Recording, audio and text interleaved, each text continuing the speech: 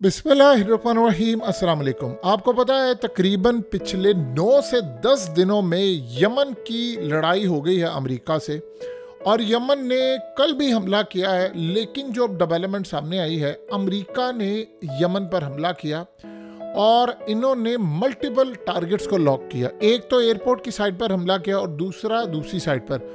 हुआ ये कि डोनाल्ड ट्रंप के ऊपर इजराइल का बहुत ज़्यादा प्रेशर था, बहुत ही ज़्यादा प्रेशर था। और ये वो प्रेशर था जिसमें डोनाल्ड ट्रंप को ये कहा जा रहा था कि आप इनकी कोई लीडरशिप मारे। सिनेरियो ये बना कि इनके पास आई एक इत्तलात जो इंटेलिजेंस मालूमाती है, और कितनी वीक है आप उसका अंदाज़ा लगा सकते हैं।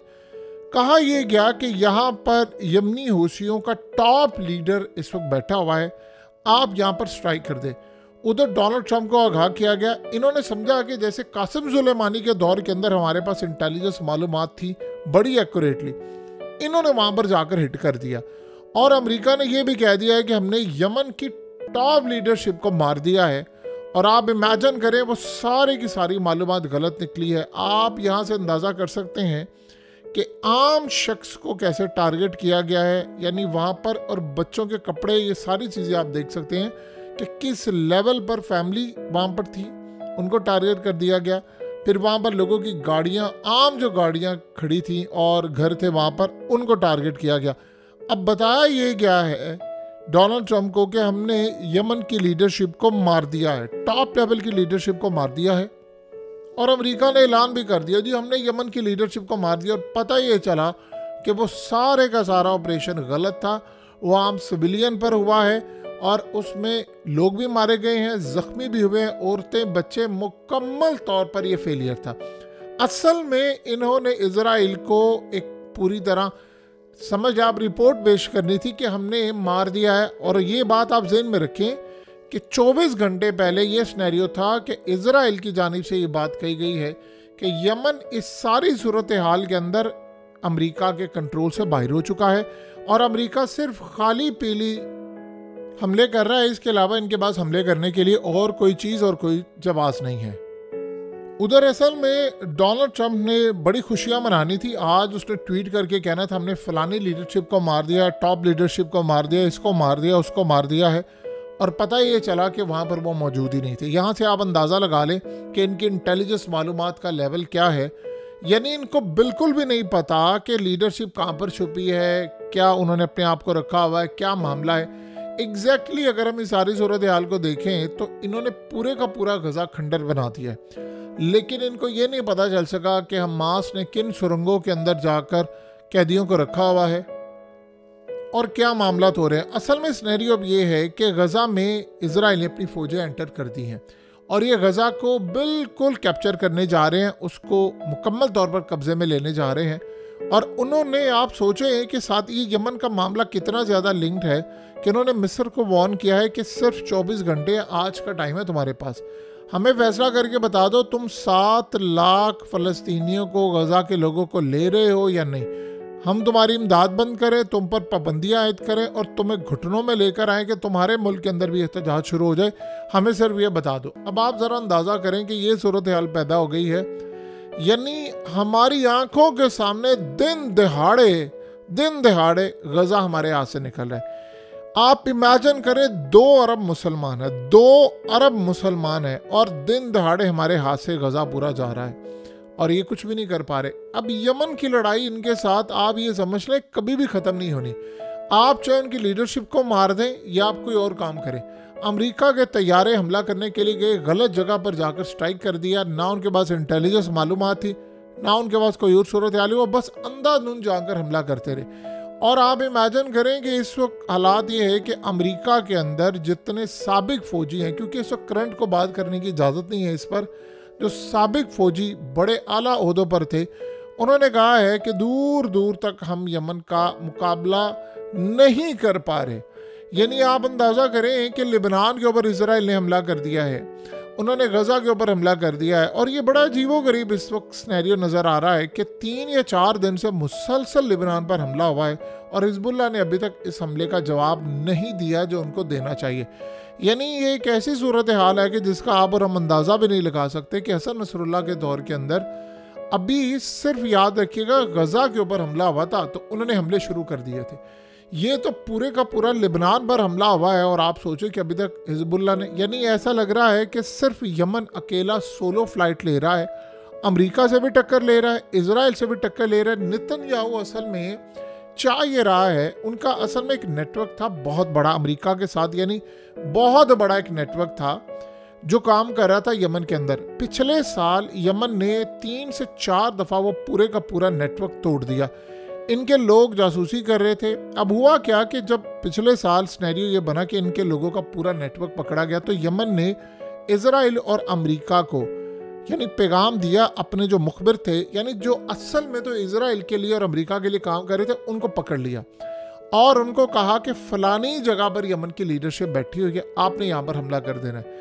अब वो ऐसे थे कि उन घरों में भी कोई नहीं रहता था, वो दूर दराज इलाकों के घर थे और अमेरिका आया और उसने आकर हमला किया। अब आप ये सोचें कि सूरत हाल में वही समझ रहे थे कि हमने मार दी लीडरशिप, अगले दिन लीडरशिप सामने उभर कर आ जाती, भाई हमने तो ये किया, फलाना किया और ये सारे हमले नाकाम।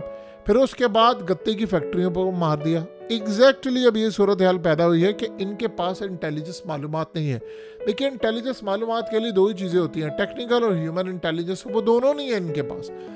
ह्यूमन इंटेलिजेंस का नेटवर्क उन्होंने पकड़ लिया, उनसे गलत इंफॉर्मेशन दी इनको, इन्होंने वहाँ पर मारा और पता नहीं। अब असल मसला यहाँ पर ये है कि इसराइल इस बात को शदीद गुस्से में देख रहा है। उन्होंने अमेरिका को कहा है कि आप हमें अलाउ करें, हम जाकर इनके कैपिटल में बमबारी कर दें, दीगर जगहों पर मारते वो हैं, लेकिन मसला ये है कि लीडरशिप को नहीं मार पाए। ये कह रहे हैं कि जैसे हसन नसरुल्लाह को हमने मारा है, जैसे यहिया सिनवार को मारा है, जैसे इस्माइल हानिया को मारा है, फवाद शुक्र सबको मारा है, मुखबिर थे सारे अंदर। ये बात आप जहन में रखिएगा।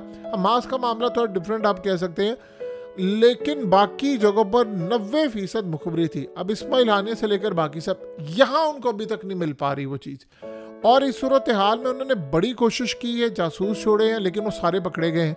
अब इस सूरत हाल में आप ये नहीं कह सकते कि सारे पकड़े जाएं और उनमें से कुछ बाकी ना रह जाए, कुछ ना कुछ नेटवर्क होता है। लेकिन उन्होंने किया क्या, यमन ने जो पकड़े गए उनको मार भी दिया, इंफॉर्मेशन गलत पहुंचाकर मार भी दिया। और अभी तक ये हालत है कि उनके पास ह्यूमन इंटेलिजेंस नहीं है। आप जितनी मर्जी टेक्निकल इंटेलिजेंस ले ले, ह्यूमन इंटेलिजेंस, इंसानों की इंटेलिजेंस जब तक आपके पास नहीं होती, आप कोई काम नहीं कर पाते सही प्रॉपरली।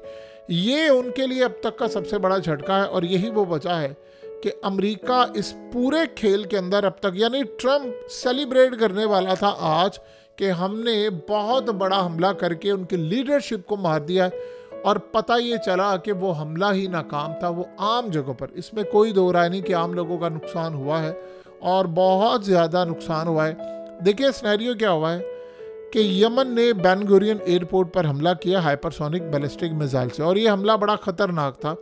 यानी आप यहाँ से अंदाज़ा करें कि हमले लगातार हो रहे हैं, एक के बाद एक हो रहे हैं। और यहाँ असल सूरत हाल देखने वाली ये होगी कि आने वाले दिनों में अमेरिका असल में प्लान क्या कर रहा है कि उसने अपने नए वॉरशिप रवाना कर दिए, एयरक्राफ्ट कैरियर भी रवाना कर दिए हैं। तो क्या यमन को भी मिसाइल मिलेंगे, चाहे वो रूस से हो चाहे वो ईरान से हो। अभी तक ट्रम्प ये कह रहा है कि जी फलाना ये करो वो करो, आगे पीछे हो जाओ, ईरान को हम नहीं छोड़ेंगे। लेकिन इस सूरत हाल के अंदर ईरान ने भी कह दिया है कि भाई हमारे पास एक ऐसा हथियार है जो दुनिया में किसी के पास नहीं, ना चाइना के पास, ना अमेरिका के पास, ना रूस के पास। हम मारेंगे तो आप लोग मर जाएंगे, तबाह हो जाएंगे, और उसके बाद हमें कोई एटमी या किसी और चीज़ की ज़रूरत नहीं है। तो अमेरिका इस चीज़ से भी ज़रा रिलक्टेंट है कि यार ये क्या हो सकता है, ये कोई ऐसा सिनेरियो ना हो जाए जो हमारे गले ही ना पड़ पाए, क्योंकि अभी बहुत सारी चीज़ें अगर आप देखें तो इनके गले ही पड़ी हुई हैं सारी। सो अब डोनाल्ड ट्रम्प का वो जो ख्वाब था अब वो पूरा नहीं हुआ। लेकिन जो प्रॉब्लम्स आ रही हैं वो है गज़ा से आ रही हैं, और गज़ा की प्रॉब्लम बढ़ेंगी तो फिर ये बात ज़हन में रखें कि यमन के हूसी फिर नए तर्ज के हथियार ज़रूर इस्तेमाल करेंगे। अब कौन से हथियार आएंगे, क्या मामला होगा, क्योंकि इन हथियारों से बढ़कर अब आपको हमला करना होगा, ताकि अमेरिका के वॉरशिप्स और बहुत सारी चीज़ें। लास्ट टाइम इन्होंने किया क्या था, ऐसे ही हथियार इस्तेमाल कर रहे थे, अचानक से इन हथियारों के अंदर उन्होंने 1-2 इनके एयरक्राफ्ट कैरियर को मार दिए और वो तबाह हो गए, और फिर वो इनको वापस ले जाना पड़ा, और वापस आपको पता है फिर ले गए और पूरा रेड सी इनके कंट्रोल में आ गया। आप एक बात माने, 10 दिन हो गए हैं अमेरिका को ऑलमोस्ट इनसे लड़ाई करते हुए, यानी एक वो 555 दिन को आप छोड़ दें जो पिछले साल के थे, आप ये सोचे 1.5 साल के जो 555 दिन थे उनको निकालकर अब अगर हम सूरत हाल का जायजा लें तो 10 दिन से लड़ाई शुरू हुई है और अमेरिका ने आखिरी हदें क्रॉस कर दी हैं।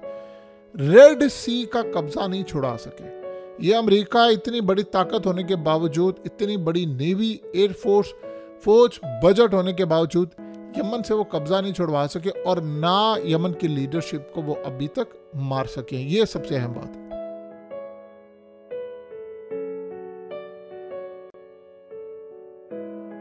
हकीकत टीवी को सब्सक्राइब करना मत भूलें, वीडियो को लाइक करें, शेयर करें और कमेंट सेक्शन में अपनी राय का इजहार जरूर करें।